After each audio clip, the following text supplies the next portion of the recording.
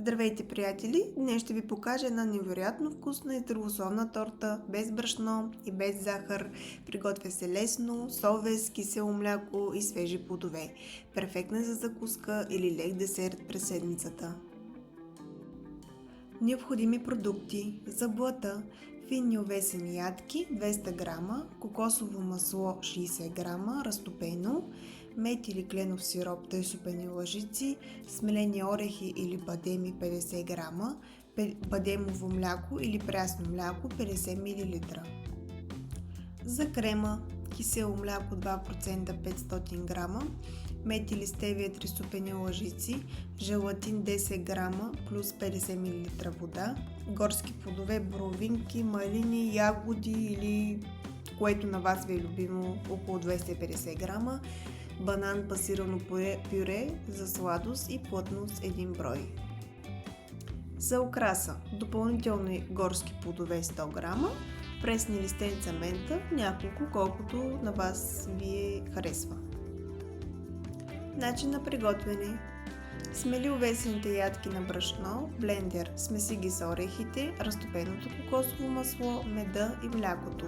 Разстели сместа във форма с подвижен ринг, притисни с лъжица и остави в хладилник за 20 минути. Подготовка на желатина: в малка купичка накисни желатина в студена вода за 5 минути. След това го загрей на водна баня, докато стане прозрачен. За крема: смеси киселото мляко, меда и пасирания банан. Добави постепенно разтворения желатин и разбъркай добре. Накрая да прибави 200 грама от горските плодове, леко намачкани за вкус и цвят. Сглобяване: изсипи крема върху охладения блат, изравни повърхността с спатула, украси с останалите горски плодове и мента.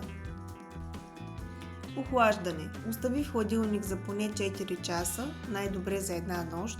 След това внимателно махни ринга и нарежи на 12 парчета. Хранителна стойност: калории 220, белтъчини 7 грама, въглехидрати 28 грама, мазнини 8 грама, фибри 4 грама.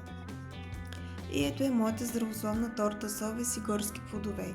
Мека, ароматна и свежа. Просто идеална за всеки ден. Ако ти е харесала рецептата, не забравяй да натиснеш харесай, да се абонираш за канала ми и да споделиш с приятели.